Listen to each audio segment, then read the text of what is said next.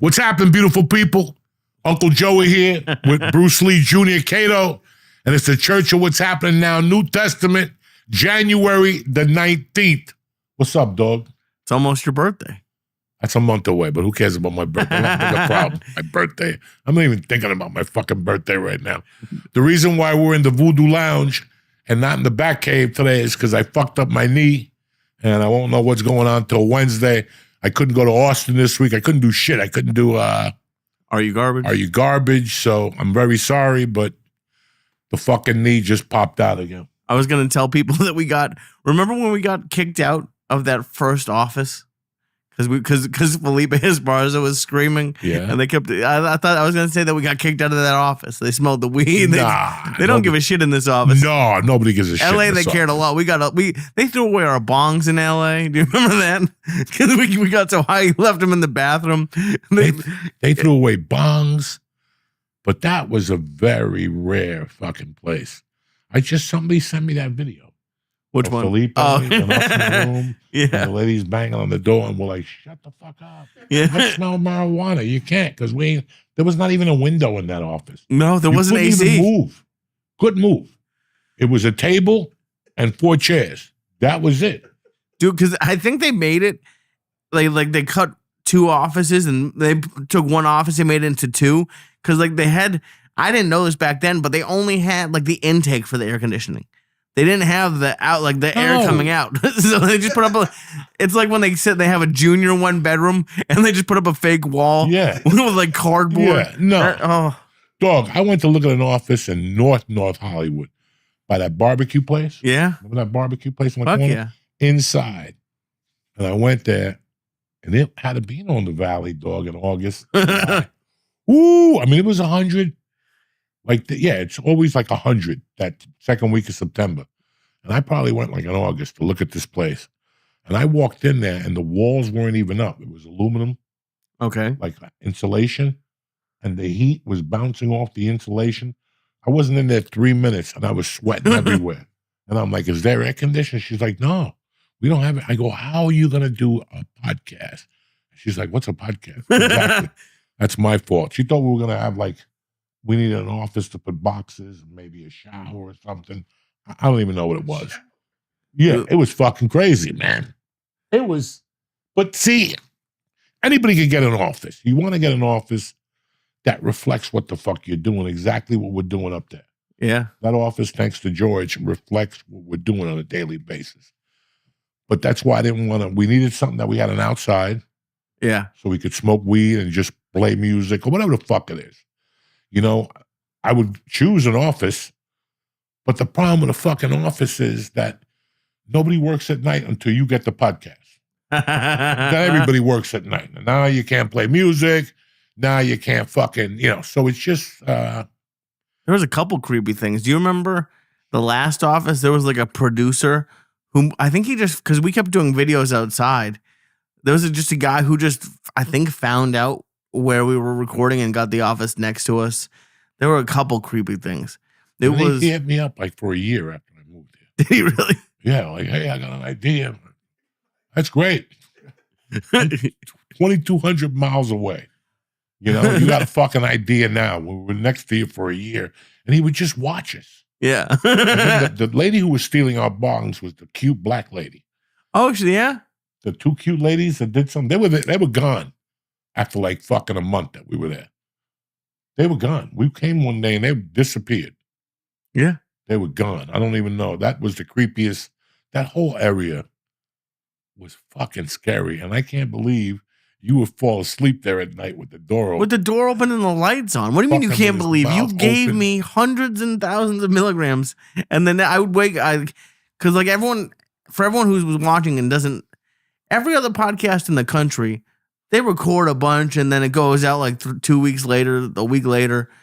We would get done recording at 11, talk till midnight, and then you and the guest would leave. And I would just somehow fucked up, put up the podcast. But there were a few times where I'd shock wake up.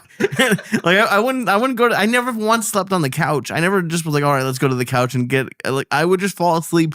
Shoes, it's fucked up sleeping with your shoes on. I would be sitting up. Fucked up sleeping on a chair. With your mouth open. Never mind the shoes. The shoes are the last fucking thing you got. That's the last problem on your fucking mind. Oh my God. Thank God there was a gate, a fucked up gate. I still to this day don't know how fucking Owen Benjamin got out of that gate. He left through the door. Oh, he did. I know. If you watch the video back, I think I hear the gate like it clicks. That was a fucked up thing. Oh, dude. By the way, because I don't know if you've seen it. Like, have you seen it on Instagram where people are like, oh, this is me in 2016. This is me in 20. That was 2016 when we got that office. I went through my phone to go find like what was I doing in 2016. That was 2016. Was that what that whole thing about was on the internet for the last week? I don't know where it came from. What I was doing 2006. I don't even know. I couldn't tell you what I was doing in 2016. I tell you what I was doing in 2006. Norton Coke like a motherfucker. But 2016, that's the weirdest thing. I don't know what they call it. I know people say you're short-sighted or long-sighted. I remember shit from when I'm 5. Right. But even when I wrote the book, after 2014, okay, I don't have a fucking memory. Like you were telling me some shit the other day about the Mad Flavors world, and I'm like, I don't even know what he's talking about. I gotta be honest, I'm the same way. I don't remember nothing. Oh, I remember bits and pieces of like some kid came up to me the other day and asked me, hey, I didn't know you had somebody on your podcast. And I'm like, yeah, we did. Holy fuck, I forgot about that. Like I forgot all that shit. Dude, at least you remembered then. I can't tell you how many people would come into the studio. I would go to shake the, hey, nice to meet you. And they'd be like, this is my 3rd time on the show. And I was like, sure, whatever you say. Because by the time they got there, I was fucked up. It happened. Does Terry say you do that? Because like all the time, I'll be talking and Anisha, I'll be like, oh, she'll be like, we talked about this a month ago. We and I was like, I don't have zero memory. I've given my wife 30,000 ear beatings. Only her and George have sustained more ear beatings. And after a while, you got to tell the same story. Yeah. Eventually, somewhere, and some people are very smart. Like Nick will go, you told me that already. Oh yeah, that's when Rago smacked that dude, and I'm fucking laughing. The other night, something happened to me that I watched something interesting. Yeah. And it's basically this. I always thought, you got to keep learning.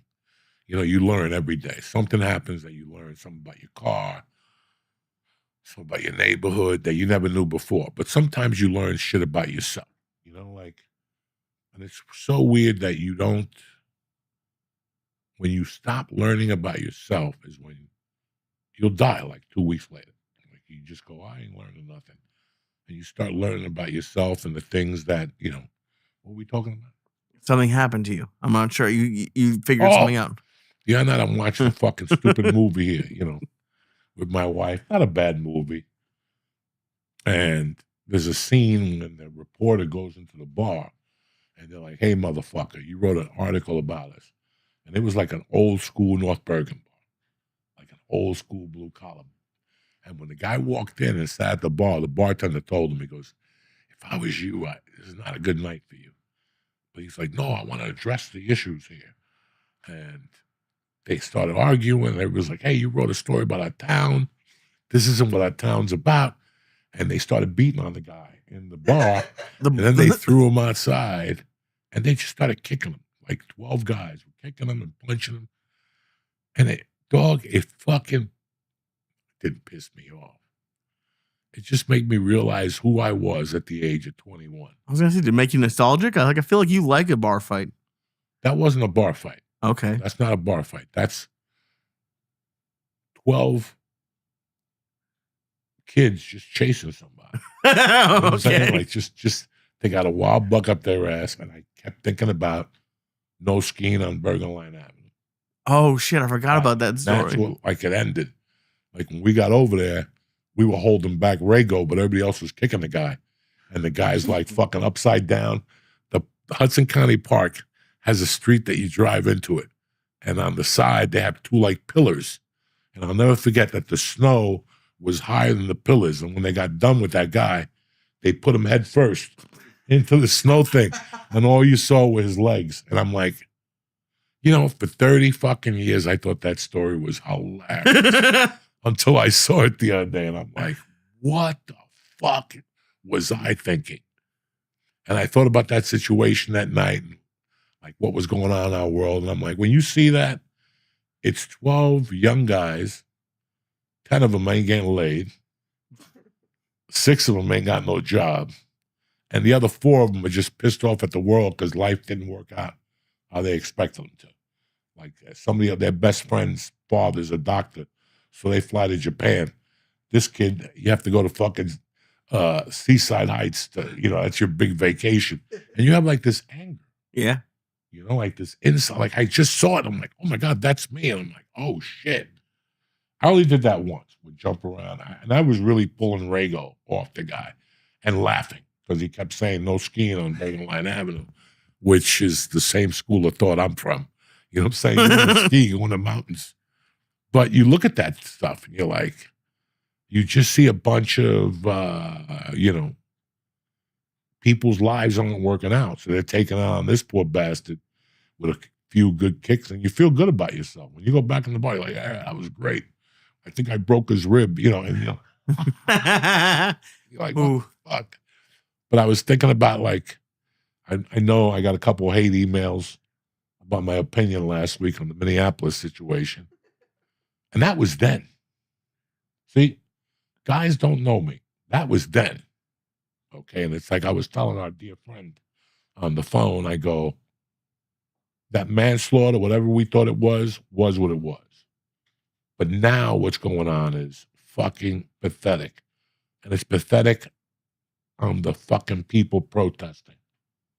Because now it's like a taunt. Now they deserve to get beat up a little bit. You know what I'm saying? Like, you understand why? I don't see things in black and white like most people. I see things for real. I see things for real. Like, this is real time here. Now they're becoming stupid because, listen, I've said it once and it's a joke, but it's true. There's no future in protesting. You end up in the hospital. That's your future. And then you walk around at parties. Yeah, they beat him up at the bar. He's a hero. He ain't no hero. He's a fucking idiot. That's ICE. They just shot somebody. I think it's your turn to go home. Once the gun, I can see they hit you in the head with a bottle. Okay, I'll take my chances. I'll wear a fucking helmet. But the fucking, now still stay on the streets. And what's going to happen is, and this is going to be fucking tremendous, is that they're going to call in those troops, those fucking airborne unit that's waiting on call. They're going to parachute onto the streets of fucking, can you imagine those liberals like out there, we want milk, whatever the fuck. And all of a sudden, and you look up and it's like Apocalypse Now. And people are jumping out on ropes with machine guns in one hand. Oh my God, white people black people don't like fire? Yeah. You know that. Black people don't like fire. I had no idea. They don't. You ever see a black person when there's a fire? You ever see any black firefighters? Not really. Black people traditionally don't like fires. White people don't like helicopters with people coming out with ropes and machine guns, okay? How you must be, like, if that happened and you were protesting, for that until they landed on you, you'd be pretty pissed off that you were protesting. Well, let's look at it again. Are we protesting for our friends and to be cool and to be part of a group? Or are we protesting for real that they did something to a friend of mine and I got a fucking AK-47 and I'm going to shoot a motherfucker? What do you think? It's like 50-50? I don't know. But there was a guy out there today with some gun in front of his house. And I'm like, really? Yeah, it's a magnet. Yeah. A gun is a magnet. They're going to come at you with other guns. So I don't understand it. But see, like now it's gotten out of control. Now we got the fucking parades. And it's all the same people. A bunch of people who are confused with a chubby white chick with a shaved head. The chubby white chick is always the leader. Some lesbian who's not only a lesbian, she's a fucking cancer survivor. She had diabetic in her left foot. This shit don't stop. They have 1,000 things to get the fucking... Dude, you keep doing this to me. Like the last one is, I'm going to see every protest and see a chubby chick with a shaved head. Always. My favorite is when I forget, it was a joke you had, or maybe it was on a podcast, but you said the chubby chick who turns her hair blue to throw you off, so you don't know that she's chubby. It's the truth. And now all the time, that's all I see. Dog, anytime somebody gets chubby, like outlandishly chubby, they're like, you know what? I'm going to take the stress off my stomach. I'm going to get blue hair with a volcano on the top of my head. And that'll throw people off. They won't say to me, hey, you gained weight. They'll look at you and say, we love the color in your hair. Yeah. So you're gonna fuck with me that. So but it's like a white kid that has a black dad, right? That'll go over well for a few years. But for years, you go to the supermarket with your kid, what do they tell you, the mom? He's got beautiful hair. Yeah, instead of saying, you're gonna have problems. You know what I'm saying? Oh, so but you were saying that like that movie made you like look back and like differently at it, at Just that made me story. look back at, you look at that for years. We've been giggling about it, and I looked at him like that's not that fucking funny. It wasn't, because I let me see who the fuck I was at that time in my life. I just thought I wrote it off to being young and stupid. No. It was being young, not having a fucking life, being angry about the cards dealt to me. It's 1,000 different fucking things at once, Yeah, but I think you also, I don't know, I feel like you've been pretty open the whole podcast. I mean, yeah, you're a comedian and you try to make the stories funny, but you were never like, you guys should do what I did. You guys should beat up a skier, or like, you were just telling stories that were just crazy. It was just craziness. Listen, man, when you think about those stories, you forgive yourself, and then you got to say, well, thank God that his eye didn't pop out.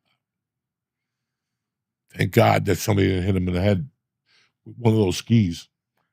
And the guy's a retard in the chair. And now we all got to do 8 years, for fucking hitting some guy in the head. Yeah, well, thank God there were no cameras. That shit happens too, where, fucking something. And what is it?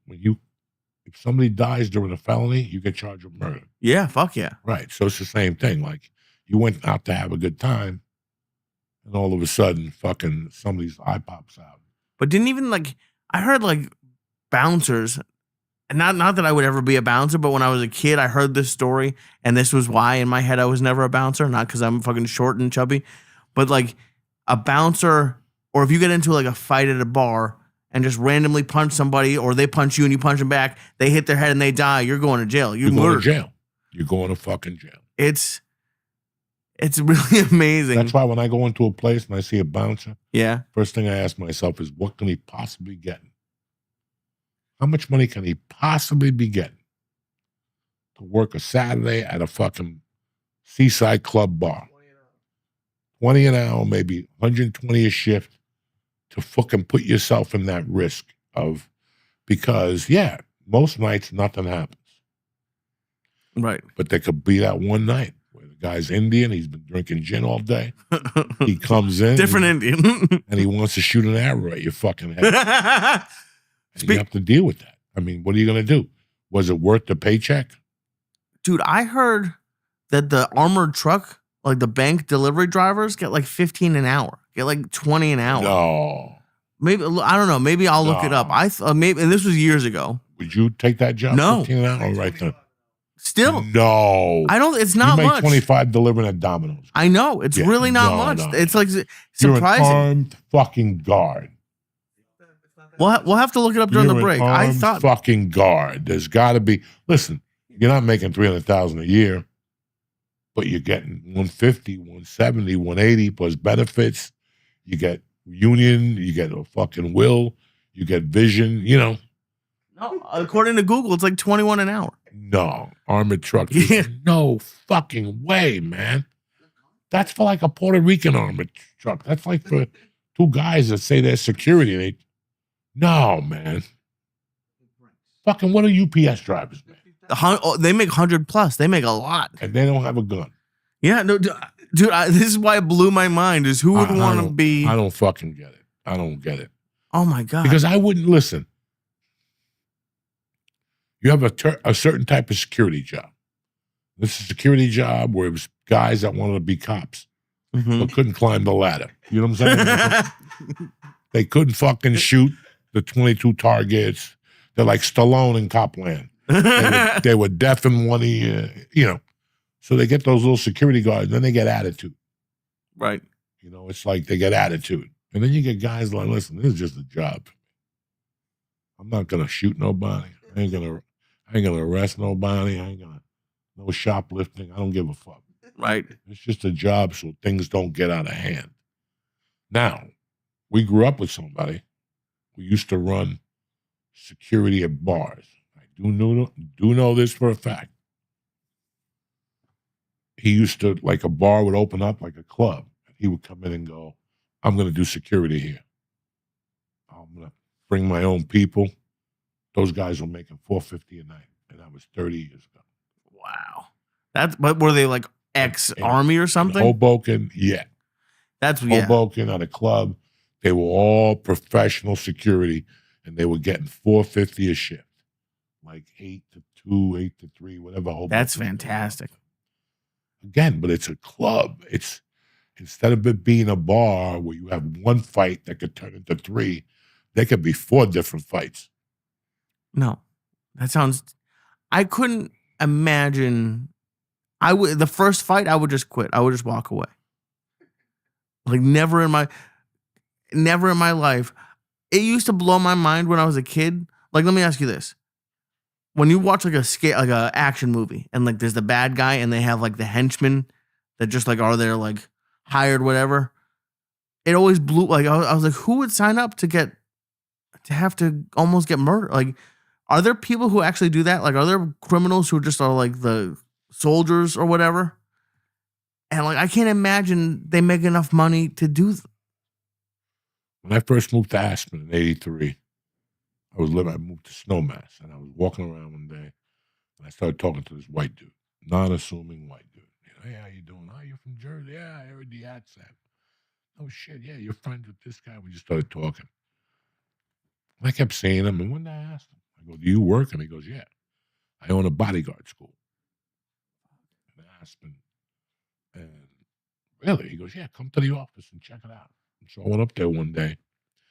And it was very interesting. It was a course. It was a 6-week course, like 2 weeks security, 2 weeks maritime, like if you have to protect your people on the beach, on the ocean, on a boat, and 2 other weeks. And then he's like, I could get you into the next rotation of training. Since you're a neighbor, I'll get you 50% off, because people fly in for this shit. Whoa. Okay. People come from all over the world. He was having like 6 sessions a year. I forget what it was. It was, $7,000 back then or something for the full course, but you had guaranteed lifetime placement. And I thought about it. I was like, man, I was in shape then. I was young. I had no family. That's the perfect people who sign up for that. They have no emotional connection. They have nothing. You have to be on that guy. Mm-hmm. And then I started thinking about it. I'm like, so I'm getting shot at, and I got to stand in front of a motherfucker. Let's pretend this guy's a drug dealer, a politician, a fucking criminal. At all levels, they deserve to get shot. Which one? All 3 of them. Like a politician, a fucking criminal, a gangster, a big cartel guy. They're the ones that are going to have big time security. Yeah. So it's not like, if I was going to secure somebody, I'd secure a guy that was CEO of a company. The guy got shot in New York by Angelini, the Italian guy. Like whatever his fucking name is. I don't know what his fucking name is. Gagalini, Angelini. God, you're messing me up now. But anyways, you'd go. You follow me? Yeah. It's going to be somebody less dangerous. I'm going to go fucking and be a bodyguard for a criminal or some fucking, tremendously rich kid who's never done anything. And I'm going to stand there like a tough guy with sunglasses on and a tattoo of a dragon and just stand there and be the mean guy. I didn't see it. And then something else dawned on me, because I ain't that stupid, even at that age. All right. You're a fucking, everybody here in this room saw Man on Fire. Yeah, I was just thinking about Man on Fire. Okay. I come up to your fucking thing. I forgot what I was going to tell you. And You figured something out about being a security? Yeah. So I take this 6-week course, right? And I come see George, who's got a multi-million-dollar vitamin corporation. Somebody keeps threatening him. And George fucking hires me. Or maybe not. He looks at my resume and goes, Joey, you're everything I wanted. You're handsome, you're articulate, you speak well, whatever. And this is all lies. I'm just right. Well, but then a guy comes in who went to Vietnam. Oh, you want him? You follow me? So that's why. Yeah, but there's also levels of it. Because I was just thinking about fuck you. Me being on a boat with 6 other white guys, with guys with targets shooting at me and boop, boop, like it blows up. Oh, you're dead. That's one thing. But being a combat fucking soldier, that's a complete other game. And those Vietnam motherfuckers, they weren't all there. They were shooting babanya over there. They were doing a ton of shit, smoking dope. They became fucking killers. Those must be the best security guards. Well, that's what I'm saying. Yeah. So who would you hire? Some good looking. You ever see John Wick? Yeah. Everybody's good looking. Except for I've the never big seen fat that Asian many guy. good looking agents, and even the chicks were fucking stunning. The deaf girl and like 2 or 3, I forget which one it was. Yeah, they're all fucking Bond girls, and they all want to be fucking, whatever. And all those guys are good looking. Those are the guys you get when you go to a bodyguard school. You know what I'm saying? Handsome guys. Oh, I'm going to get pussy. I want a guy to show up with a missing eye. Because he survived? Prosthetic leg. You know what I'm saying? Yeah. Like, imping in like he can't be around magnets. That type of shit. That's the type of guy I want to hire. I don't, and that's just common sense, guys. That's why, George is a framer. I'm sure in San Francisco or somewhere, there's a framing university where you go to for 3 months and you're a certified framer, whatever the fuck that means. And this guy will go there for 3 months and come to George, and guess what? George will have to retrain him. Oh, of course. It'll be another 2 years. Fuck it, but that's anything. So that's how I always thought about those things. Practical experience. It's like the reason I never ran a stand-up class. Because I don't want practical people. There's a stand-up class that I would teach, and then I would teach a public speaking class. 2 different fucking things. Stand-up comedy class and public speaking, 2 different fucking things. But eventually you're going to have to get up on stage, which is what we all fear. Whether you go to jiu-jitsu, they drill with you, you do all this shit. But when that guy comes up to you and says, let's hit knuckles, we're going to wrestle, you forget everything. Right. Because I was thinking about Secret Service. Because a security guard, you're supposed to protect them, but if people start shooting, some of them are going to leave. Well, security guard, part of it, you got to be a Boy Scout. Right. You see the president, you really actually, like, fuck. It's like, people who will see the mayor of a town. They go fucking insane. Mr. Mayor, can I come again? What are you talking about? This guy's a bum. Right. This guy Councilman. 20-year-olds last month at the fucking bar. And now you're like, Mr. Mayor, oh my God, I took a picture with the mayor today. What fucking mayor? Mm-hmm. Come to me when you're a fucking senator up.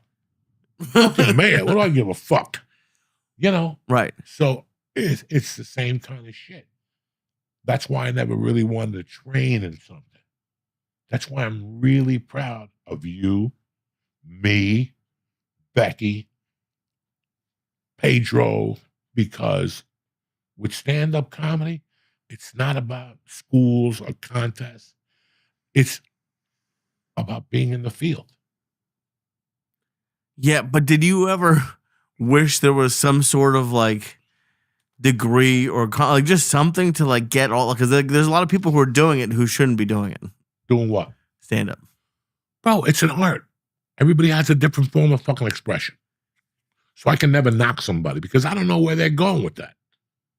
I don't know when they're going with that, but you ever watch somebody who you don't know where they're going with that, but you're like, that motherfucker's going somewhere. Yeah, there's a ton of great stand-ups. So same thing. I that's why I was against the improv schools in LA. Okay. Because those kids come from a weak background as it is, then they go there And it's a bunch of guys that really failed. They never. Well, I auditioned for Saturday Night Live one time. What are you telling me this for? Come to me, you know what I'm saying? Come to me when you're doing 4 years on the show. Right. You know the ins and outs. Even if you fail, nobody's gonna look at you like that. You made it to Saturday Night Live. Just because you got thrown off or whatever, it was just your time to leave. They weren't writing sketches for you. But I didn't like that about LA. That you took somebody, you know, cold. They in college, they decided to watch Saturday Night Live. Well, we love Marcelo. And all of a sudden they're like, I think I'm gonna become a comedian. I think I'm gonna, and they go to Dad, listen, I know I'm a microbiologist, but when I get out of college, I really want to go to Improv Olympic for a year. Jesus, we had plans for you. Yeah. We had plans for you, son. I want to be a comic. A fucking comic. Okay, you won. I'll give you a credit card, a salary, a car for 1 year. You have 1 year to prove your point. And these kids will go to LA or New York and just give their money to these classes that reading and stand up. Movement and stand up. And this is all shit you're going to learn within 6 months if you get on stage 4 nights a week. Yeah. It's the people who get on stage twice a week that go, I'll sign up for breathing for stand up. Right. There's no breathing. I took one class in LA. I took a commercial acting class, and the teacher was the most depressed person. Like the entire class, like half the class was just him, like kind of complaining about LA and just like the saddest person. Listen. And like there was no, it was just, I just remember it was like 5 or 6 Saturdays for 8 hours, and it was the longest. It was like driver's ed. Since I moved to Jersey, I've been getting hit up like 4 times in 5 years. People going, hey man, I've been doing comedy for 2 years. I don't know if you work with people. And I'm like, man, that'd be interesting. And I'm like, I don't know. I would It's taking their money, and I've seen. First off, I don't have the right credentials. There's no credentials. That's the problem. But actually, you do have credentials. So you get mad if you go to some guy who complains about fucking LA because they don't have credentials. They booked 3 commercials, and what is their advertising for the class going to say? Worked in over 100 commercials and television promos. Show them to me, motherfucker. Right. Well, that's the thing, is because I've seen classes taught by people, and I like, just because I know you, I'll be like, hey, who is this guy? This guy is the worst comic I've ever seen. You have the Comedy Store. You have your specials. You have other people vouching for you.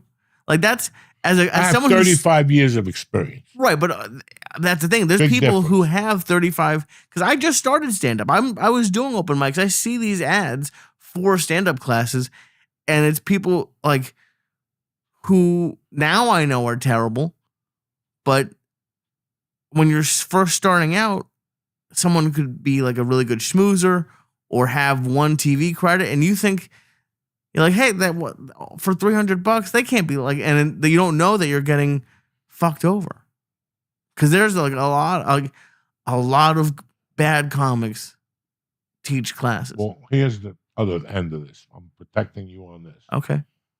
The expectation of taking a class. Now, I signed up for my original class to do stand-up at CU Boulder, which was $33. And then in 93, I signed up at the New York Comedy Club for an 8-week course. And I learned, and now when I went in there, here's the problem. When I went in there, I know that if I get one thing out of it, one thing, don't put the basketball down. This season, you shoot great. I love your dribbling. I love your mind. But, George, you keep putting the basketball down after you get a rebound. We're going to work on that. That one thing. Because I know that one thing will make you that much better. Yeah. Problem with people is expectations. Oh, I'm going to go learn from Joe Rogan, take an 8-week course, and I'll be fucking a millionaire in 10 years. You know, Phil Jackson, when I was a kid, every time they put Phil Jackson in when I was a kid, I turned the TV off Whenever the Knicks were losing and they put Phil Jackson into I would turn the TV off. I'd be on the phone with Whitey O'Donnell. I go, the game's over. Good night. We lost $25, like $12.50. We were splitting 5-time parlays or 5-time bets. He ended up becoming one of the greatest coaches of all time. 6 championships. Yeah, I don't even know. Don't quote me on that. 4, That's fair. They could know 5, how to 6, do it. You know, I like what the unions do. If you're a plumbing apprentice, you're going to work 5 days a week, and you're going to go to class 3 nights a week. Yeah. And every week you're going to work on some in that class. A fucking sweating a pipe, digging a fucking hole, whatever it is. But in the daytime, you're using that in practical terms. Your skill set, yeah. So I could grow with you. You know what I'm saying? Most stand-up classes do a fucking weird format because they do come to class, I'm going to talk for 8 weeks, and then you're going to go up on stage for 3 minutes. I think you're supposed to do open mics, I would hope. But No! No? You're definitely supposed to do open mics. But that's... Nobody's going to walk into the garden their first time. No. I meant for the class. I meant to as part of their homework. But like what I was going to say, because something that I still watch and I haven't watched in a couple of years and I need to watch again, George and I were driving down. We were talking about Ralphie for a while. Ralphie did one of the coolest. It was like 2 hours. Workshop. Yeah. And it's a like great workshop. And that's just, it wasn't so much. He didn't take questions. You know who else did a really good one? Who's that? Ari Shaffir. Did he? Online. Did he? Oh, did he record it? Yeah, I think he recorded it. I'm gonna have to go find that because I love Ralphie's. I'm sure Ari's is great, but that's because it's different. If you're just doing it's almost like sort of like a TED Talk, or you want to call it a podcast, call it a podcast. But like, then it's just your opinion, and there's certain things about like I'll never forget. And it's not I don't drink beer, but like when I go to comedy clubs, I usually don't. I'll order a Diet Coke. That's usually what I order tops. Because Ralphie explained it. He's like, if you're making $100 and you eat $25-$50 worth of whatever, then you're much more expensive. They won't have you back. And who knows? The managers probably don't even care, but they might care at one place. Like there's just that. It's one of the coolest, and you could do a great one, I think, of that, of just like a 2-hour talk, right? Like just. I would love to do one. I would love to sit down, but I'd also like to practice it first. I'd like to practice what I preach with you and Becky and Pedro and Hector, and just to see. That's why I wanted to do something at the dojo on Tuesday nights, where it's like we watch Bill Hicks. Mm-hmm. We fucking talk about him, what we liked, what we didn't like, explain some of the jokes, how he broke them down, and then go up there and do it. Show him the dice thing, and then show him Bill Hicks and how Bill Hicks built the set little by little. And like try to have them. Now, these jokes are hacky. Even Dice's set was hacky. These are 35 fucking years ago. But it wasn't hacky back then. But now you say one of those jokes and people look at you. Yeah. Like but 3 fucking heads. Like what I would love, when we were watching that, we were watching for people listening, we were watching to the Young Comedian special, Rodney's thing on HBO. So if you put in Hicks, Sam Kinison, or Dice, it'll all pop. We just watched it. And like what I would, because I'd love to do that with you. And I think like, even though I don't think I've ever yelled in a joke ever, like, because you've been talking to me about using your volume in different ways, and I'm starting to do it a little bit, but I've never screamed really. And like, I almost want to just be like, you tell me like, you have to scream this time. What's the most powerful thing? Sometimes it's a scream and sometimes it's a whisper. Yeah, whispering too. Whisper or yell. A whisper or a yell could be your punchline, and now you're tricking them. But you want to stake to one. So, And then I took her upstairs and gave it a good dick. You follow what I'm saying to you? Yeah. So now they got to listen. Yeah. Now you're testing them to fucking listen. You follow me? Or I switch it. I whisper the setup. I yell the punchline. And now you're getting into a rhythm. They feel that rhythm. And now they're programmable monkeys. They're just going to be laughing every time you touch your ear, every time you laugh, every time you hurt your stomach. Listen, I could tell 20 jokes in the world. None of them get a big laugh as when I laugh at one of the jokes. Oh, yeah, it's great. You have How dumb that. is that? Did you see Kennison doing it? Yeah. Because when you laugh after your joke, that means you don't give a fuck. You're telling me that you don't give a fuck if I laugh. You laugh. And that's the most important thing. Oh, and that's a complete listen. The first 10 years of stand-up are basically basics. You learn how to tell a joke. You go to Chicago. This guy doesn't pay your check. The next 20 years is now you know what you're doing. You're a purple belt. You know what you're doing, but you still run into snags once in a while. And somebody told me this. By the 20-year mark, you start studying it. And now you're studying this shit. At the 20-year mark, I got hooked on singers. I would watch singers to watch their breathing and how, because a singer is the conduit of the band. Right. Correct? Mm-hmm. So what is he doing to connect with the audience? Right. I wanted to learn how to connect. You don't think about that when you're doing comedy 2 years. Dude. You're just thinking about going to the bar and getting your dick sucked and getting the 2 free cocktails. That would be nice. But this has happened my whole life. When I first started stand-up, everyone was talking about, oh, it takes 10 years to get good, 10 years to get good.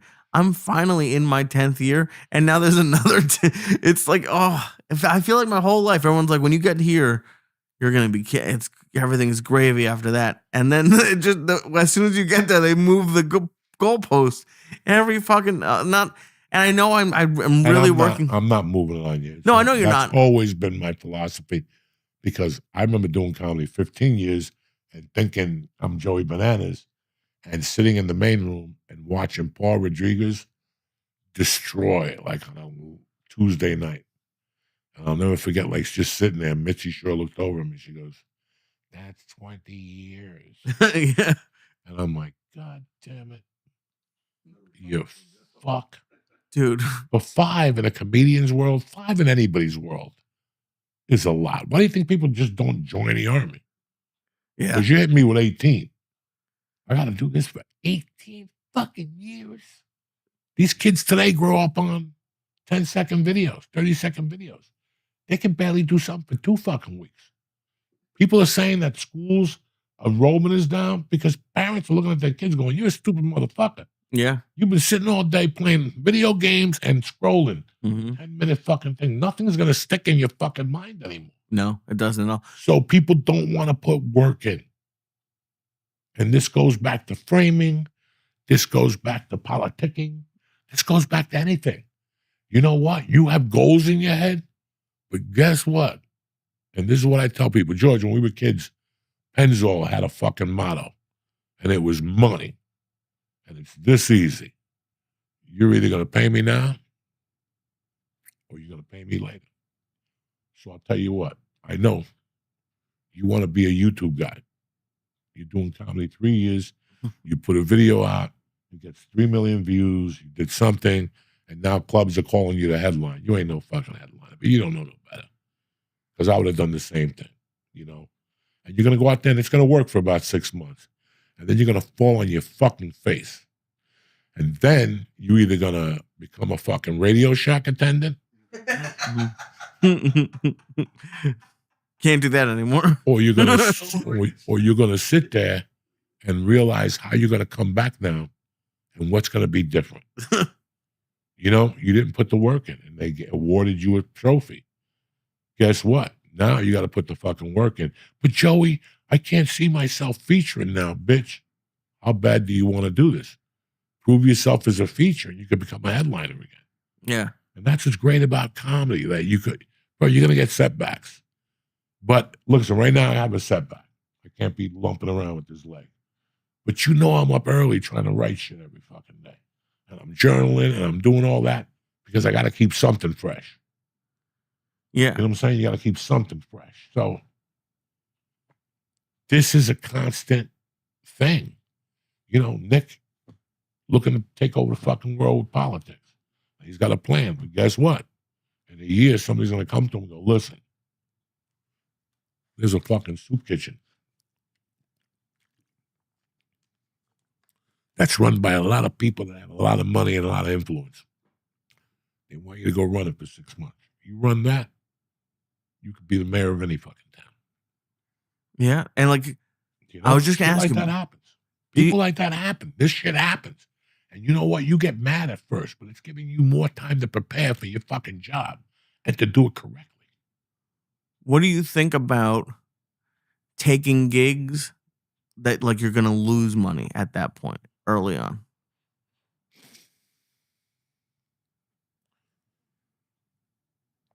Lee, I featured for $500 a week in a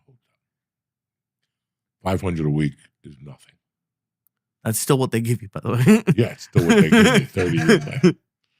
But no, now they give you $500 with no hotel.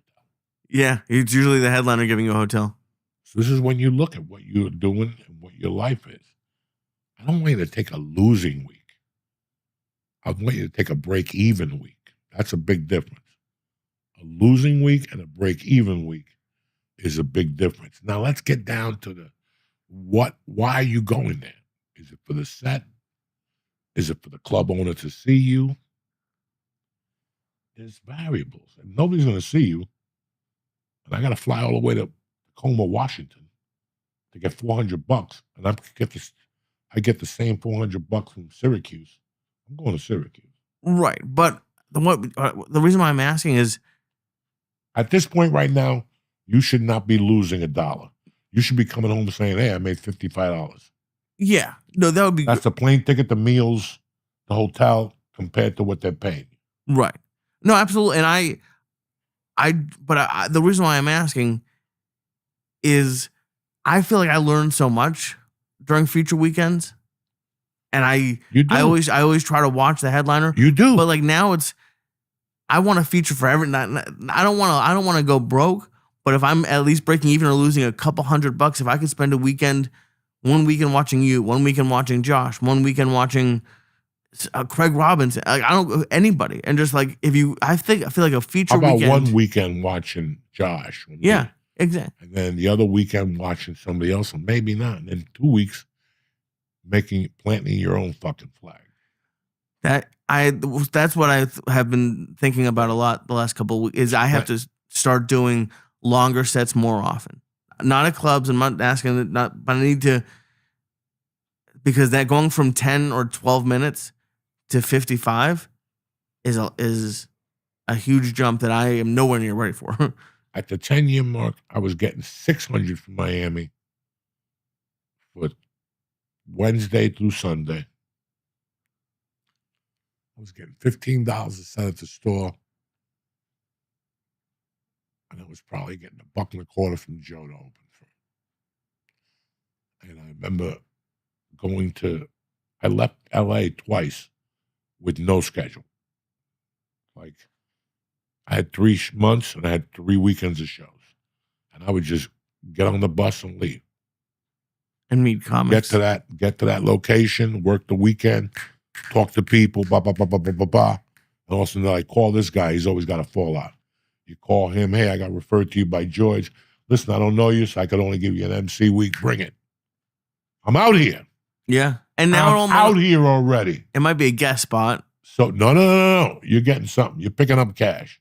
You don't have time to guest spots. This is That's what I'm hard saying now, dude. At this time in my life, I was a regular at the store. Mm-hmm. It was $2,000. Well, that's a big deal. It was $99.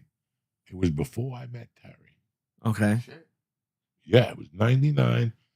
First off, when my apartment got towed, I did that. That's the first time I did it. I started the 6 weeks in Miami, and I think I emceed 3 times, and I featured 3 times. It was $300 to MC. I didn't give a fuck. I was doing 8 spots a week. Yeah, that's great. And a hotel room. I was stealing food. I mean, God rest his soul. Jeff Garcia told the story that fucking we and him were working Valentine's Day weekend. And Jeff would go over there to eat fucking eggs in the morning. And one morning I came in there he's like, what are you eating? Eggs? And I'm like, no, shrimp shish kebabs. And I had taken all of them out of the drawer, dog, at 10 o'clock before the regular kitchen staff got in there. What drawer? Like in the kitchen, you just take out raw shrimp and cooked shrimp? They have like a drawer that you would pull, and they would have shish kebabs, shrimp shish kebabs, lay it on top, like 10 with a sheet of wax paper, and the guy would come in the morning and prep them, and then the chef would come in later. I would hit it before the chef came, and I would cook all those shrimp kebabs. You understand me? Chef's like, why am I eating eggs? That's right.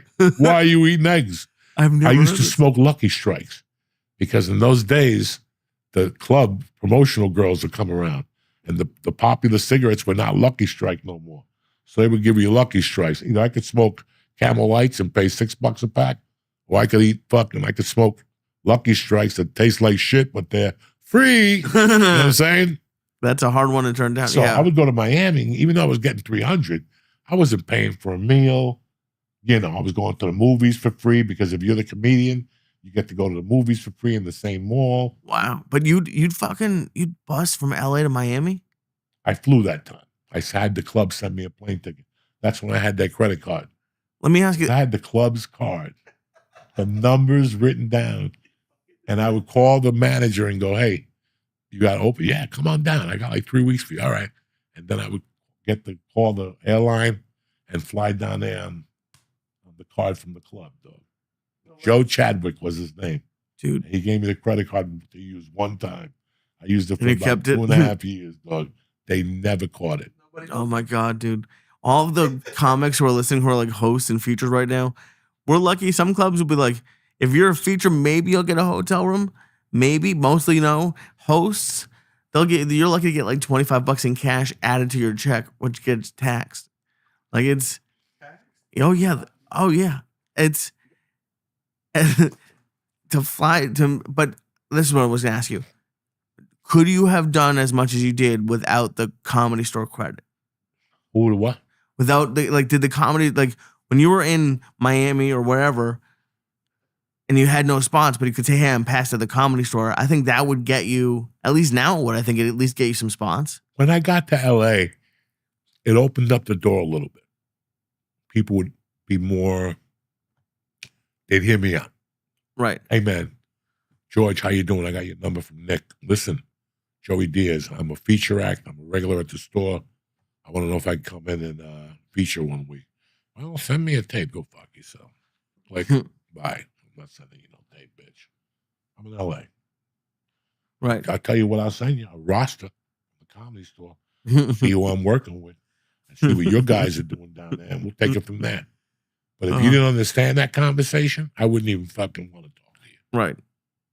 No, that makes sense. And remember, when I went on the road in 99, I already had basketball. Yeah, you had a lot of, I had basketball already. And it wasn't a big deal, but it was. I didn't know it. Right. I'm not saying you didn't work hard at all, because you worked hard to get the movie and you worked hard to get past to the store. But it's, you need something like that. It's really tough. I told you 6 months ago to get a commercial. Oh, yeah. And I've sent a couple emails, but not enough. Emails? No. You got to take a picture, put an envelope, put a resume, put a cover letter. You've been doing comedy for 10 years. You took a commercial, whatever. Just give a name. I have the class. Go on the LA thing and give the name of the most popular one. All right. I have a diploma, I think, somewhere. I have a certificate that he printed out at Staples.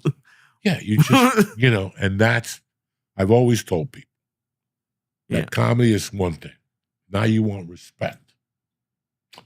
If I'm sitting here watching a national championship game and I see a commercial of you getting shot out of a cannon, hey, that's Lee. That's it.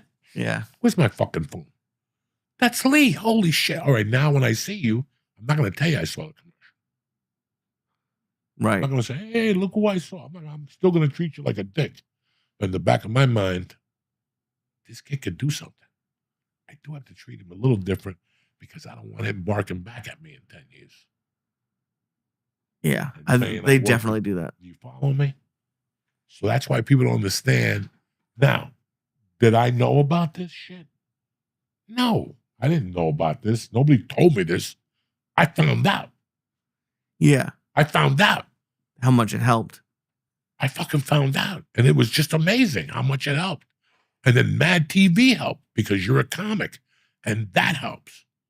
So when people see that type of shit, they're not going to say to you, hey, we really liked you in The Longest Yard. They ain't going to say shit to you. They're just going to know, I ain't fucking with this motherfucker. I'm going to take him a little bit seriously and see where this goes. Real quick, let me talk to these people about Blue Chew. Listen, you want to get the year all started with a big dick. And I want to talk to them about fucking DraftKings. We'll be back in 5 minutes. Tip top Magoo. We're back, Jack. Anyway, what are we talking about, Lee? We're talking a lot about comedy, but I was in the break. I wanted to, unless you have something you want to talk about with comedy. No, I got nothing. Hit me. I just love your setup down here. Like you have such, like I feel like this is like, it is a man cave, but it's like almost like you built it specifically so you don't have to go. Like I've never seen a microwave in a base. Like I love it so much because I love that it's like the stoner in you. You probably have popcorn somewhere down here, or like you have something. You put something in the fridge. Yeah, the box of chips. No, the box of chips. No, but the microwave is where it's at because especially walking upstairs to you have to walk up 2 sets of stairs to your kitchen. So you probably I used to have a coffee machine down here. Oh, what happened to the coffee machine? The sugar, we broke. Oh man, we got a coffee machine down here, dog. Yeah, you need to get the coffee. What you need like one. You need like something else. No, not a robot, but like How often do you use the microwave? Once a week they use it to make popcorn and shit. Oh, okay. See me as the chubby dude. I thought you were getting high and like leaving like a thing of lasagna in the mini fridge. First of all, believe it or not, beside popcorn, I really don't try to eat down here. Really? I don't want mice down here. I got the cat. Why would there be a mouse? So I don't. Sometimes she'll go, let's bring food. No, let's go upstairs. Dude, listen, man. What were you going to say? Well, because what I was going to say is that at my fattest, like right before we left LA, for like 6 months, in my bedroom, I had a mini fridge. I had a small 1-bedroom. It was like 16 steps to the fridge. And the very end note, and I still love it. I still love the idea of a mini fridge in the bedroom, but it is fat. It was. I had it at the end. What did you put? What could no you food possibly put? No. In my mind, I was being. There was healthy. no water and health drinks. No. It was water and Diet Coke, and the water never got refilled. No. The same pack was in there the whole time. And I know there was a snack, ice cream cups. No. See, I didn't get free those butter cups that were frozen or some shit. I didn't get one with a freezer. That one would have been bad. But I'm sure I put a peanut, like a pudding cup or something at some point in there. You know, man. Since I've lived here, I've had a rough time adjusting. You know, like I didn't know. You have the gym, you do this, you go to the pool, the city pool, you go to games, you know. And one day you're like, this is boring as fuck. This is great. You know, I'm part of a community, but goddamn. All these motherfuckers are going home at 7:30 and fucking their wives with a sheet and a hole in it, and that's it. I can't live like that. So I had a little beef with my wife Christmas 2 years ago, and I fucking, tempers flared, things were said, and I fucking started going out. I didn't fucking like it here. Sometimes in 94, I didn't like where I was living either. 95, I was out every night. I got rid of the TV, and I started doing that. I started going to bars and hanging out with fucking crazy people. And I'm like, you know what, man? I'm not a bar guy. I've never been a bar guy, and I'm not going to start now at 60. There's no fucking way. I could go to eat at a bar once a week, but to sit there and listen to drunk people, I'd rather fucking be shot. I'd rather be shot. Yeah, I was gonna say, I've never once thought of you as a bar person. So I was fucking lost, And about 8 months ago, I go, you know what? I remember when I was a kid, I used to go to people's houses, and I go, why do you go out? And they'd be like, well, because, who wants to stay in? I'm like, dog. And George will tell you, when we were 23, I used to yell at him every night. You got a grandmother, you got a mother, you got a refrigerator, you got a TV. Where are you going? Where the fuck are you going? I was really adamant about it. And I would look at people who that had families, and I go, why are you out? I don't have a fucking family, but if I did, I'd be at home watching TV with them. It's fucking Tuesday night. So I started thinking about those words I used to always tell people. When I first met Rogan, I used to ask him the same question. Why do you leave your fucking house? You have a fucking fish tank with a piranha in there. Why do you leave your fucking house? That's pretty cool. What is there to do that's cooler than fucking me just throwing mice in a fucking thing and seeing fucking he had a piranhas throwing legs in there and shit and monkeys' heads. He was getting fucking heads from some other country or some shit. My God. I don't fucking know. You got a full TV the size of this wall. You got a refrigerator that's empty, which means we can order from wherever. You follow me? I mean, I would ask him, why are you out? Your Uncle Mike, when we were kids, you got a basement with a TV, reel-to-reel, couches, a box of condoms, a refrigerator filled with beer. Where are you going? And I started thinking about my words, and I'm like, Joey, it's time for me to fucking fuck up. You know, like I've been fucking up. So I started trying to fall in love with this house. And it's perfect for me. I got the bathroom down here. I can take a shower in the morning. I got the garage. I got the fucking basement. I got my cable. I could fart. I can do whatever the fuck I want down here. That's what, no, I don't smoke in here. That's what it is to fucking be old, I guess. I don't know. This is the last thing I wanted for me. The last thing I want is to be on this chair at 7 o'clock when Jeopardy comes on. 5:45, I'm already putting sneakers on. Even with the bad knee, I'll get in the fucking car and sit in the driveway and put an album on. I do not want to sit in this motherfucker till at least 9 o'clock. But what are my options?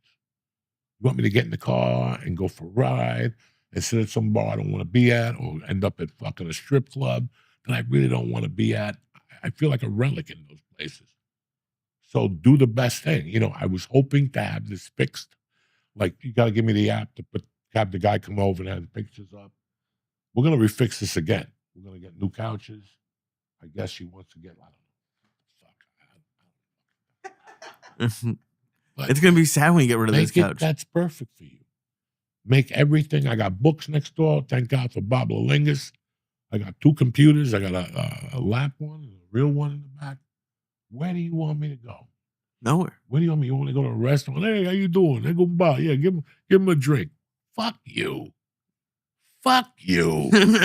That's never been me. Walk in a restaurant, some Arab fucking, what's those restaurants in mid-Jersey with the chubby chicks and belly dances? And I'm supposed to be having a great time. Oh, yeah. They have them all over. They try to be New York clubs. The hookah lounge. And they're in there, ooh, and they're dancing, and a bunch of guys with giant shirts on. Yeah, this place is great. What are you doing? What are you doing? They got these weird fucking bars in New Jersey. And anytime I want to see Nick or George, we got to go out to eat. That's not fun. That's not social life. We got to go out to fucking eat. And I was like, how many, you know, every week you got, oh my God. I went to this restaurant on the Upper East Side. Listen, take that restaurant and shove it up your mother's ass. I got a backlog of 2,000 fucking restaurants.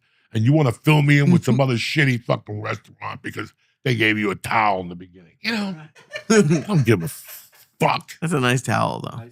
No, but it's the truth. It's like, we don't have enough time. If you think I want to go out 3 nights a week and drink wine and make believe I'm so, oh my God. I saw Peaky Blinders. What is that show? Peaky Blinders. I saw it. Oh my God. That's not me. I don't even hear in those fucking places. When I go to those places, I want a TV to be on so I don't have to talk because I can't hear.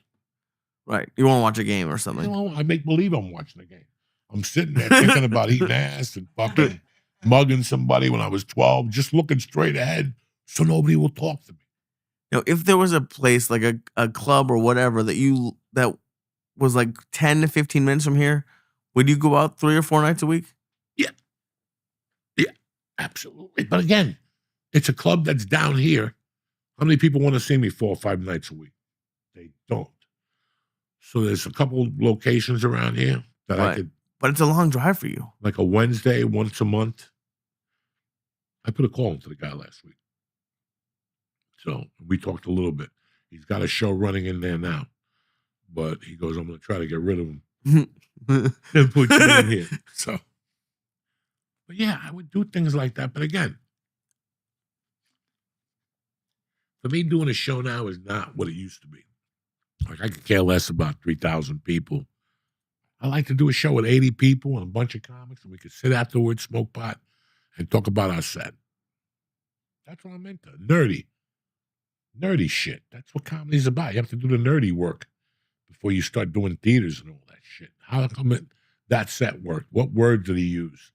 Break somebody else's set down and see what attracted you to that person as a comedy fucking whatever, I don't know, Lee. That's great. And I think that's what, like, if you chose, like, we've talked about you doing not like an open mic, but like booking that. Like if you had some comics that you saw at the dojo or wherever, and you wanted to bring people, I think that'd be great. Did you ever watch The Bear? No. There was part of it. It doesn't matter. Any kitchen, they have something apparently that's called like a stage. Like you go and you intern in a kitchen for a week, and like they learned a shit ton, and like every week it probably wouldn't be the same comics, but like if a comic could spend 2 shows with you, or like even just a show, and like prepare the day before, have a writing session the day before and another writing session the day after, like that would be great. Because like I at every stage of my career, I've like just been so lost, and like I learn a little bit, but like even now I'm completely lost. And I would love to have like guy like. If I told you something, you're not gonna believe this. You're supposed to be lost. That sucks. I didn't give you a job. When you're up on stage, it's you and a microphone. That's it. That's the thing about it. It's like being born. Your mom pushes you out of a little stinky pussy, and there you are without the umbilical cord on the other side of the room getting your dick washed when you come out. That's it. That's it. This is what it is. I could teach you. We just spoke about that. I could give you a book, in my opinion, of step by step. It's never going to work like that for you. It's never going to work like that. Oh, yeah, I know that. Yeah. And I'm not saying. No, I totally get it. I'm saying that in 20 years, 30 years, you're going to write a play-by-play book, and you're going to try to give it to somebody. It's going to help them 40%. 40%. You learn from fucking getting on stage, whether it's a pizza parlor, because I loved when I was doing comedy 8 years, and I had a couple good shows one week, and now you're walking a little like, HBO should be calling any day now and shit. And you walk into like a pizza place that you would usually kill at. And every other comic does great, but you eat a bag of dick, I hate when that happens. And it happens. And that's how you learn. You're not going to learn from me. There's nothing I can teach you that's going to teach you a detour. There's nothing I can teach you there's no fucking comedy book that I could put out that's going to make you overcome Lee Syatt first. No. And what's funny? That's not even the worst one now. I'm not even goofing on you. No, I know you're not. I know you're right? not. You never thought in that whole book, when you go home that night, you're going to go, fucking Lee Syatt. Where the fuck did Joey write that? I would write a chat if I like, and I'm nowhere near writing a book. But if I was gonna write one, I would write a thing how to react. I've been brought up as Zach. Dude, it's like Zach. Yeah, it's just Zach. There's no last name. It was like, dude. But I would add that to my thing, and if that's the one thing that people learned from me, then maybe they'd be ready for it. Because no one ever told me that I would be brought up as Lee Syatt with the lights on, with the girl I was talking to in the front row, with my mom in the crowd. Dog, it is. This is why comedy is so fucking unique, okay? This is why comedy is so fucking unique. Framing. These are things that you don't learn by reading or there's a master book. You have to tell them, George. Guess what, Joey? I cut this fucking thing 2 inches too fucking long. And guess what? When it costs you a day of labor, $200 out of your pocket, you learn. Mm-hmm. You learn. And I can't prepare you for that. And that book I wrote, that I told you, follow these steps. You're going to go home and go, where the fuck did you go for mispronouncing your name? Or Or, hey, Lee, what are you doing Saturday night? Nothing. I run a show. It starts at 10:30. I could probably put you up like 5th. I'll give you 15 minutes. Really? Yeah. You, the idiot you are, you by your mom, Aisha, fucking George, Nick. Instead of just treading the waters by yourself down there the first time. And that's what, and we've all done that. Hey, people always ask me when I have a show, let me invite them to this bar. And now here they are. They're dressed in their Friday best. Lee's gonna go down there, and he's gonna go up at 9:30, and they already planned. They're gonna go to get pasta with the cheese, and that sounds good. They already made so many plans, and you get there, and all of a sudden, fucking Tim Dillon shows up. He does an hour. There goes your restaurant reservation. Now you're more concerned about that than the set because you're worried about these 6 idiots that you should have never invited. You should have kept your fucking mouth shut. Let me come with you.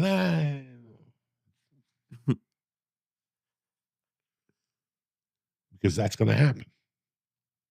There's not, in my 10-chapter page of the book, it's not going to describe the feeling you have. And now, by the time it's time for you to go up there, you're going to eat a bag of dick. Mm-hmm. How about you go to the Comedy Store on a Sunday, you get passed. They don't even have to call your agent. Mitzi passes you. And Monday, you tell all your friends, I got passed at the store and shit. I got a spot tonight at 10:45 like a motherfucker. And all these idiots, your neighbors, the girls you're trying to fuck, and you get down there, and Eddie Griffin's already on 2 hours, and ain't looking like he's going to get off. Mm-hmm. You brought 11 people. You brought people from your building, people that got to get up in the morning.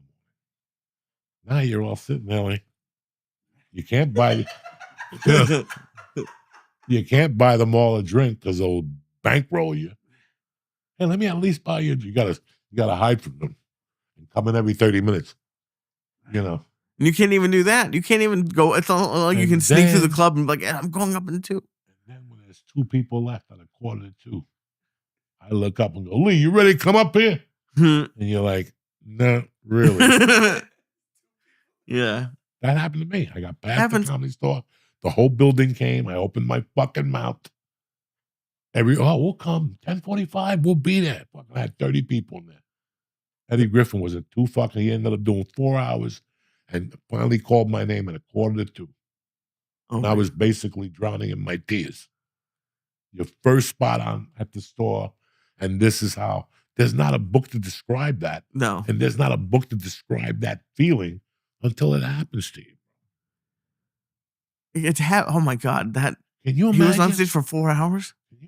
We just sat there. Drinking water. And I had to sit in the room because I want to be ready. Yeah. So they all left. They walked around the hallways and talked to people. I had to sit there like a fucking ugly chick at a prom. Like, just sit there. Did you give him the light at all? No, you can't give Eddie Griffin the light. He's a fucking on TV show. Jesus.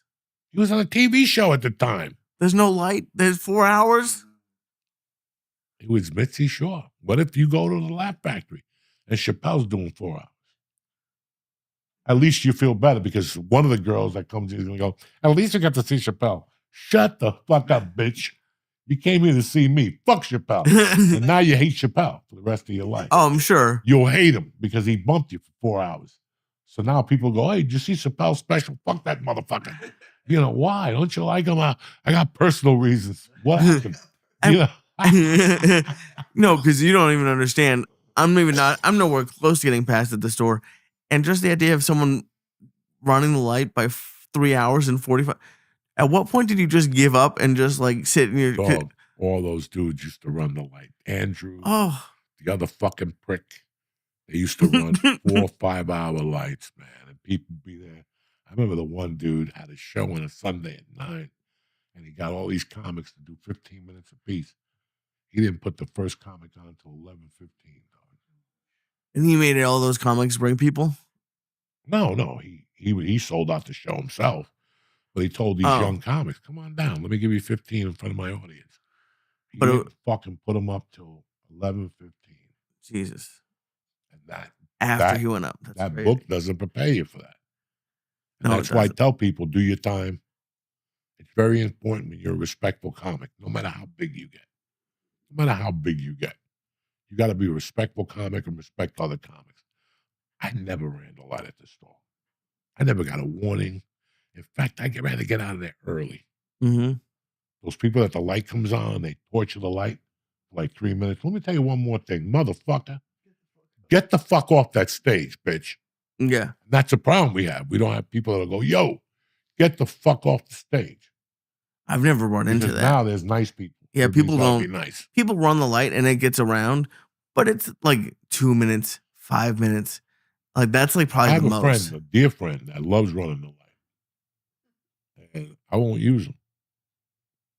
I love him, and I know he needs the money, but because he runs the light constantly, and I've told him, okay, since you don't care, there's no money coming from Papa.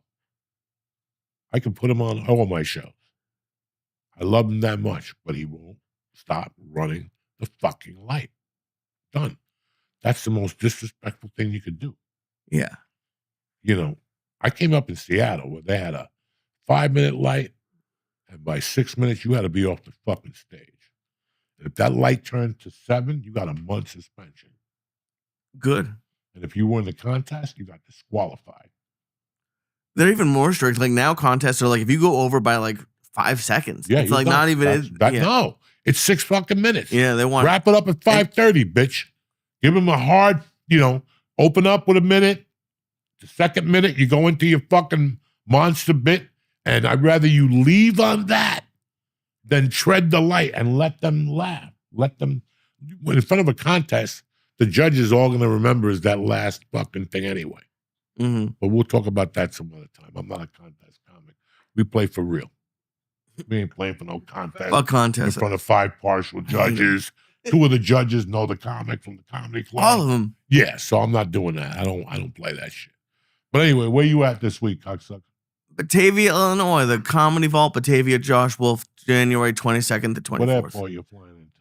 O'Hare. It's going to be cold. Yeah, it is. You have no idea. It's cryo. And sometimes the ice is slippery and the plane goes right into the back gate. Right. You know that does in Chicago all the time. Thank you very much. You should call me tomorrow night. Are you connecting flights? No. Thank God. So you got to go to Chicago and then drive an hour? Yeah. Ooh, all right. 5 shows, 3 of them already sold out. It's going to be a lot of fun. All right. I'm really excited. You eat mushrooms this Friday? Yes. You see the bags of mushrooms he's got? Yes. He sent it to me. Yeah, he sent it. That was the craziest picture I've ever seen. When Lee don't eat mushrooms on a Friday, fire him. Send him home. He goes, why? I go, because he's part of the family. He's got to eat mushrooms. And more than last semester. Semester. That was last semester when you're doing a gram. I only eat a gram and a half. I need honey. Fuck no. This time you're eating 3 and there ain't no honey, all right? The bees. First of all, it was 2, and yes, honey was nice. Yeah, no more fucking honey. Me, I'm going to be at the dojo Thursday night if my knee allows. If not, I'll go down there with a wheelchair and fucking, I can't keep going up and down, so I'm only doing 1 set of Ruski at the end or something. And then we got Staten Island the week after the 31st at the St. George Theater. Tickets are still available. Go to the St. George website, not the other fucking website that hit me up. Joey, the tickets are $800 because you're on fucking fuck me in the ass ticket sales. Instead of just going to the St. George Theater. Where's the show? The St. George Theater. Why would you go buy a link from anything fucking else? It's on Ticketmaster. Ticketmaster, whatever the fuck. It is. It's at the St. George Theater, but if you go to the Ticketmaster app, those are going to be the legit tickets. Right away, you want to go to another page and who told you? No one told you. It's Google, and they're very confusing. Nobody told you to go there. What's he performing in St. George Theater? All right, let me type in the St. George Theater. Let's see what's going on over there. You know what I'm saying, people? Anyway. Is that how you go through the internet? Yeah. Good to see you, cocksucker. Good to see you, buddy. You ready for a nice cheeseburger, a nice bowl of pasta with shrimp?